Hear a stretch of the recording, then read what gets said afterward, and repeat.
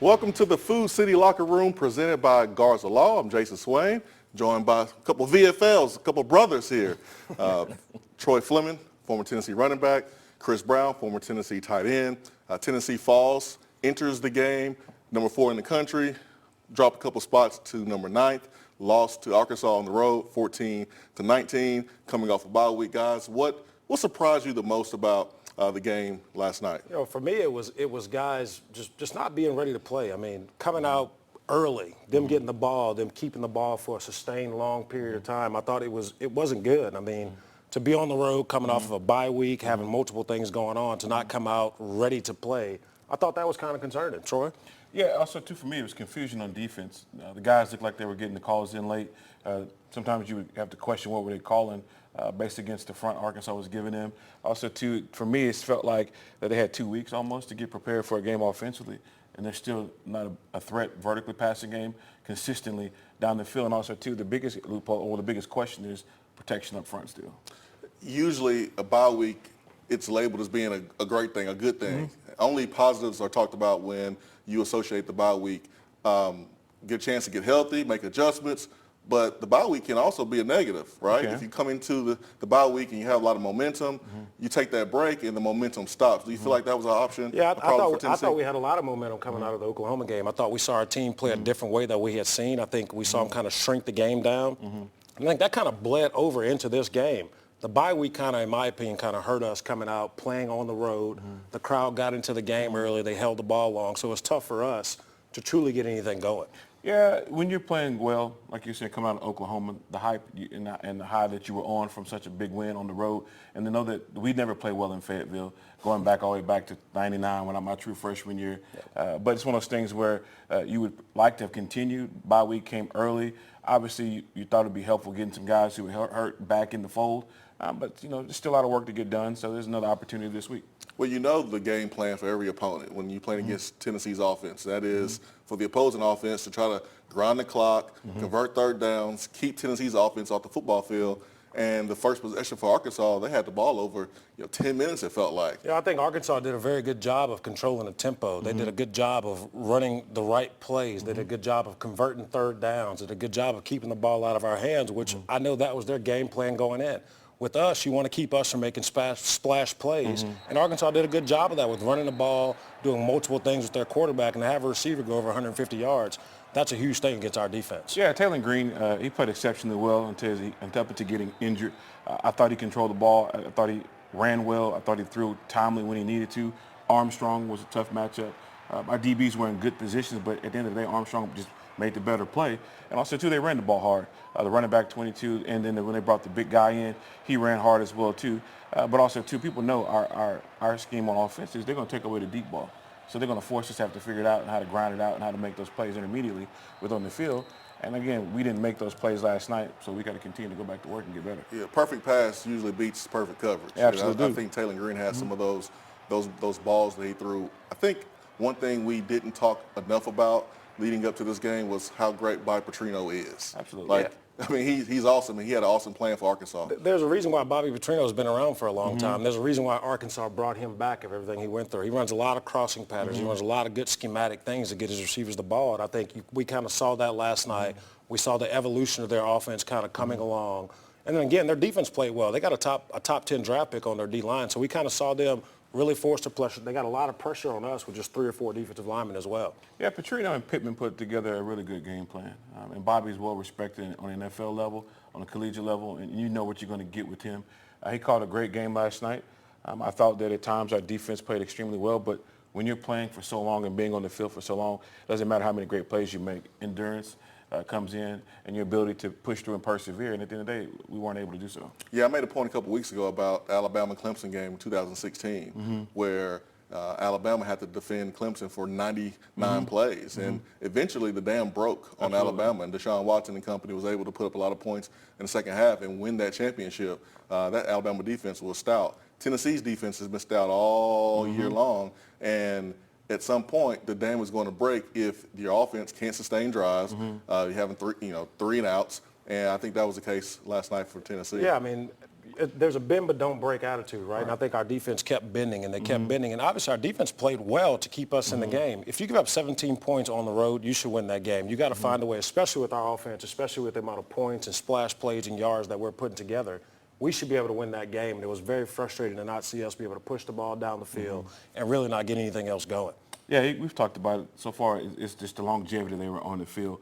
And again, you can have a deep rotation at the defensive front and a deep rotation at linebacker in the secondary as well. But at the end of the day, when you're playing 60, 70 plays, always on your heel, constantly having to defend, it's going to be at times where it's going to be a long night. And at the end of the day, Arkansas made the better plays, made the most plays in the end when it counts, and got the W. We all came to Tennessee because of the ability to play in front of 100,000 people, the expectations, the championships that were won before us. We wanted a little piece of that. And this place is special. When you win, it's the greatest place on earth, right? But when you lose a game like this, it's really difficult to get up in the morning. It's really difficult to go out through the week. And you don't have a lot of time to really wallow around because you have Florida coming up next. What is it like for you guys coming off a tough loss where you're upperclassmen? What are you telling to your teammates? What are you saying to your teammates? What are you saying to yourself? How do you bounce back? You know, I don't think these guys have been in this position like this to have the high expectations of being number 4, right? So now, how do we bounce back? How does Coach Hypo handle this? How do the leaders on our team handle this? I think that's going to be important. Obviously, we have Florida coming in here. They beat Central Florida this past week. There's a lot of expectations for them coming in here this week. We need to bounce back. We need to have a very good, strong week of practice, make sure everyone's healthy, and be ready to play in front of Neyland Stadium. Absolutely. And for me, as a former player, when we lost, I wanted to film it immediately to see it so I can watch the game on the plane back. Obviously, back in '99, we didn't have the digital technology to be able to flip it like that. I know I'm dating myself, but getting able to get the film, but also, too, getting to practice on Monday and getting ready to get back to work and focus on the mistakes that we made, correct them, because Florida's coming in here, and regardless of how bad their season is, all the jokes about Napier being on the hot seat, Florida's going to come in here and they're going to play us even tougher than Arkansas did. No, absolutely. We got a big show for you today.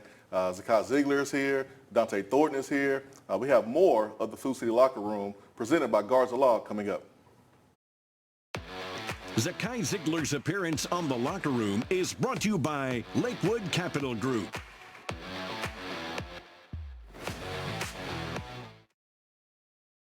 Attention shoppers, don't forget to ask our certified butchers for great recipe tips. This is an authentic butcher shop, where meat is hand-cut in-store, beef is ground fresh daily, and expert advice from a certified butcher is always free of charge. Free advice? That's what I call value. The quality I crave, the value I count on. Nobody does food like Food City. At Glass Doctor, our trained specialists are experts at fixing foggy and cracked glass. Looks great. You're all set. What we can't fix is your view. Call the Glass Doctor, we'll fix your pains. Oh, yeah. I was coming home and a lady hit me head on. It totaled my car. It fractured my right heel and it bruised me up really badly. The Garza Law firm, they were very compassionate, but yet they were very detailed. They didn't let me down. They never stopped fighting. It helped me regain confidence in law firms. I would definitely recommend the Garza Law firm. The Garza Law firm. Let us help. Hey, Sterling, man, come on, we got a roof to replace. Let's go, baby. Let's go. Hey, Sterling, you ready to go to the top? Man, I can't believe you guys been doing this for 25 years. Oh, baby. Now, this is what I call a rooftop party. We have 25 years experience in roofing and exterior renovations, and we're backed by the best. Are you ready to get your rooftop party started? Give us a call, 865-524-5888. I was the star around here until Glass Doctor installed this perfect shower enclosure. Now they look at me like, well, there you go. Call the Glass Doctor, we'll fix your pains. Oh, yeah. The Locker Room is brought to you by Food City, NPG Brain and Concussion, Knoxville Smiles, Glass Doctor, and Garza Law. It is truly a player show today. Filling in for Mark Packer, Troy Fleming, Chris Brown. Sometimes you lose early in the season. It's devastating, but the season's not over. You got to bounce back. How do you think these guys will be able to bounce back this week? Well, you look around the country, Scar, you look around the country, a lot of teams lost. Alabama lost. Look at Missouri, they lost. The season is long. I think with the 12-team playoff, I think this is what makes it so awesome, right? You have an opportunity. You can stumble almost early. You'd rather stumble earlier than late, right? This is a game that obviously everyone knows that we should have won when you look at the competition, but now you still have so much football going left. These next 4 games are going to be critical for us with what we can do, how we respond to this game, and it's going to start Saturday night in Neyland against Florida. Yeah, the response to Florida determines the rest of your season. You come out and you leave the Arkansas loss behind you. You come and have a great week of practice. You prepare. Everyone's on the same page, from coaches to players, ready to execute the game plan, which is called. You'll be fine. You can't look forward to the following opponent, Alabama, but also for all the teams that lost this weekend. Like Chris said, losing early is great with the longevity of the season now with the 12-team playoff. You got a chance to bounce back.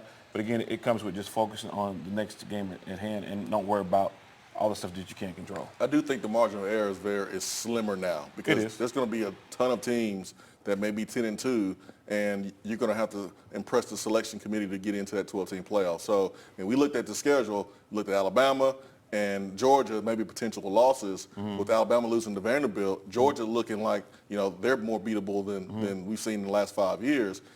Losing to Arkansas puts a lot of pressure on you to make sure that you don't pick up that second or third loss anytime soon. 100%. I think Arkansas is a good football team. I mean, obviously, the Oklahoma State game earlier in the year, I think they had another loss that was kind of a close game as well against Texas A&M. So, obviously, that's going to be a quality win for them. And obviously, you see how they maintain and what they do the rest of the season. But tough sledding. We have to figure out a way to bounce back against Florida. We have to figure out a way to get everything back going because, like you said, Troy, this is a game that's going to be something and going to mean something for the rest of the season. As I was thinking last night with the loss, the unexpected loss to Arkansas, like you said, there's not a lot of room for error or margin.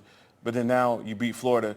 Now, really, the Alabama-Tennessee game is kind of like loser is really on the outside looking in, and then Tennessee wins and gets to Georgia, and the loser of that is definitely probably on the outside looking in. So, again, a lot of room, a lot of season left to play, but take care of one game at a time and let the chips fall where they may when it's time to play.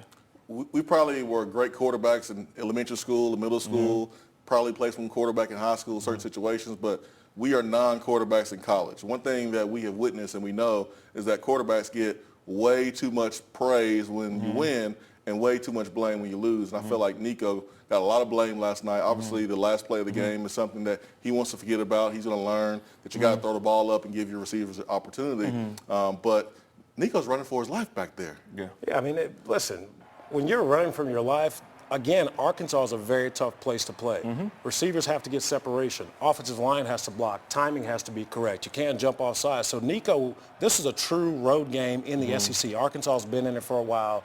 So he struggled a little bit, but I think you'll see him bounce back. I think you'll see him be able to slide the protections and get people blocked up. But it was a tough game for him, and I think he kind of got to see a real live SEC defense, and now we see how he responds to that. Yeah, I've always been known for someone that just speaks my mind, and I'll say this. Quarterbacks do get a lot of praise when they win, and they get a lot of negativity when they lose.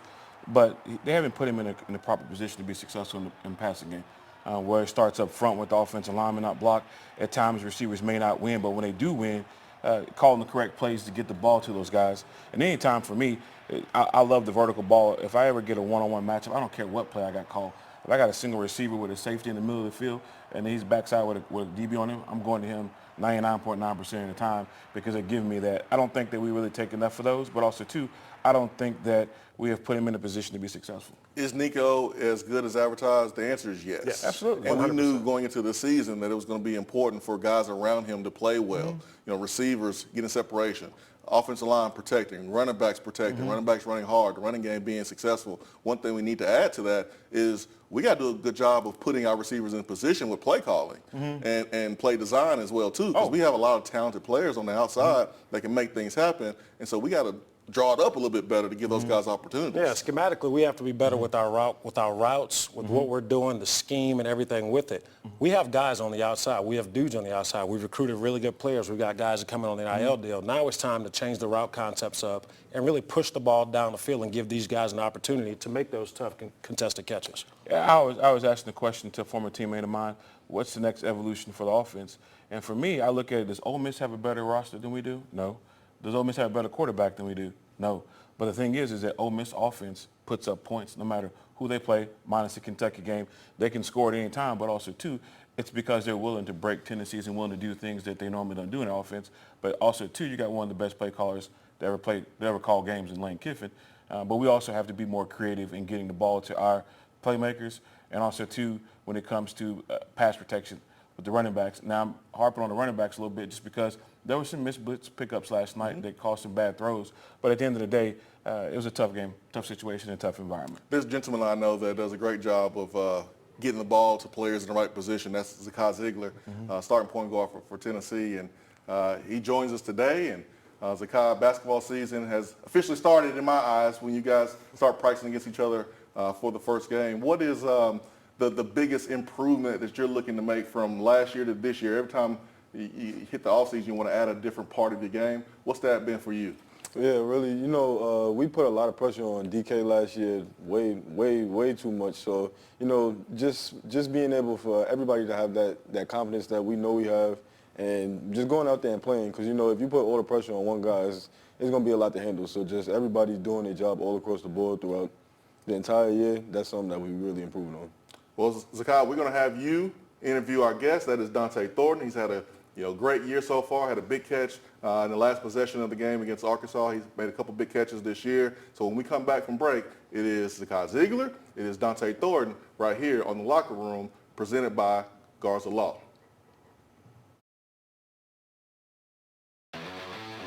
The Locker Room is brought to you by Food City, Exterior Home Solutions, D1 Training, Lakewood Capital Group, Ted Russell Ford, and Garza Law. Attention shoppers, don't forget to ask our certified butchers for great recipe tips. This is an authentic butcher shop. Where meat is hand-cut in-store, beef is ground fresh daily, and expert advice from a certified butcher Is always free of charge. Free advice? That's what I call value. The quality I crave, the value I count on. Nobody does food like Food City. I see Marco's role in the community as somebody that people can look up to. Marcos Garza is very thoughtful. He pays attention to the needs of the people in the community. He's somebody that's very unselfish, somebody that's going to always be there. Marcos Garza will work as hard as he can to get the best results for you. In the future, no matter where I'm playing, no matter what the team I'm playing for, I'll always be on Garza's team. The Garza Law Firm is Mama ZZ approved. The Garza Law Firm. Let us help. Man, come on, we got a roof to replace. Let's go, baby. Let's go. Hey, Sterl, you ready to go to the top? Man, I can't believe you guys been doing this for 25 years. Oh, baby. Now this is what I call a rooftop party. We have 25 years experience in roofing and exterior renovations, and we're backed by the best. Are you ready to get your rooftop party started? Give us a call, 865-524-5888. Knoxville Smiles, depending on us to make you smile better. Knoxville Smiles, are you happy with your smile today? Knoxville Smiles, we're all about smiles. Hey Lance, what makes you smile? Pancake blocks. What's up, guys? It's Devin Driscoll, owner of D1 Sports Training. We know in 2024, convenience is king, so we have locations not just in Hardin Valley, but now one in Maryville, in Farragut, and in Morristown, with more soon to come. So keep an eye out. We want to bring D1 Sports Training to everyone in East Tennessee. Hi, I'm Dr. Jody Griffin. I'm a dentist here in Knoxville, Tennessee. In 22, I had a wakeboard tower hit me on the head and give me a concussion. In my office, I show x-rays to my patients so they can see their teeth. I needed somebody to do the same thing for my brain, so I went to MPG. They did an EEG of my brain, and they were able to show me the activity of my brain and give me a diagnosis and a treatment plan. So I choose MPG because brains is what they do, and that's all they do.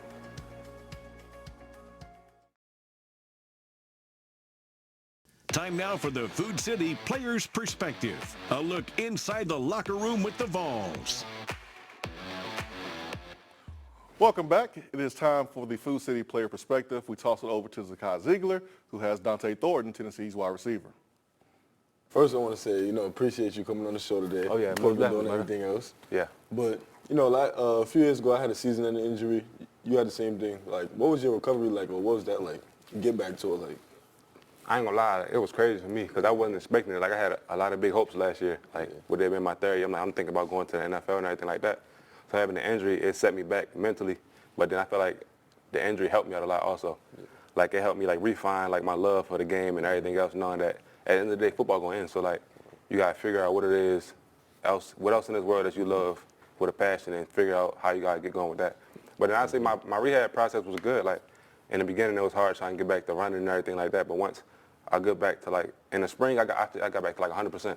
But in the spring after that, it was all good for me. Like I was back running full speed, getting in and out of my cuts. And I felt like I got better after my injury. Yeah, I felt the same way because when I told my ACL, coming back about that first 5-6 weeks, I ain't want to do nothing. Yeah, now you scared. Yeah, I was like, I ain't even trying to move my leg. I was messed up mentally. I ain't want to do anything. Yeah. But as time went on, the season went on, like I just got better and better. I got more comfortable, like you said, making cuts and it really like questioned my love for the game because I'm sitting in there like, man, I can't even walk. It felt like I got a dead leg. I'm telling you, I know exactly what you're going through mentally.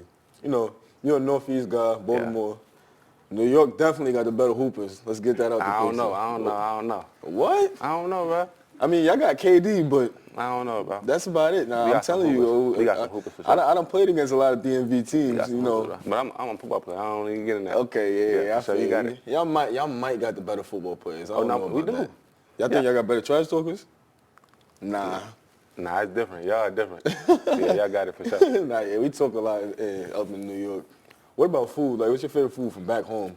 Back home, we big on like chicken and fries. So a chicken box, I get a chicken box, 5 wings, fries, salt, pepper, ketchup all over. Yeah, see, I like to go to delis, like so. I would like that order. I like New York. Everybody know bacon, egg, and cheese, chopped cheese. I ain't a big chopped cheese type of guy. You ever had one? Nah, one of my dogs from out there, he always talk about it. Yeah. Like New York, in my opinion, I think we got the best food only because it's real versatile. We got Spanish food. We just got all these different types of food. Pizza. You a big pizza guy? Yeah, I'm cool with pizza. Man, I love pizza. Domino's. I like Domino's a little bit. I'm a Domino's Papa John's guy. Okay, yeah. We got to take you up north back to the town. It's good. Get you a real slice of pizza. That's where it's really at. But bad. I appreciate you coming on the show, my guy. Problem. Got to pass the ball back to the VFLs. Yeah. Dante, just coming off that game, man, obviously you had a couple big catches. What is your expectation kind of going into this next week? How are we going to bounce back receivers-wise, and kind of what's the team's mentality going forward, going into Florida this week? I say the biggest thing that we worry about right now is staying together. Like, of course, after a big loss, you think guys will start to pull away from each other and things like that. But Coach Hype's biggest message to us is like to pull tight on the rope. So that means come tighter together. Next week we come back to practice, going in there with a mindset where we had to be dominant in every aspect of the game. Because you see, like watching the game, it was definitely a lot of things that we left out there on the field, and we just got to be able to go in there Monday, watch the film. Yeah, it's going to be bittersweet, but we got to know what we got to do in this next week and be ready to dominate. Dante, you mentioned in the player perspective that, the injury allowed you to reevaluate and refine your love for football. And I noticed how your performance this year on the field has been a lot better and more improved. You made more big plays. So from that injury perspective, what did you take from that you applied on the field?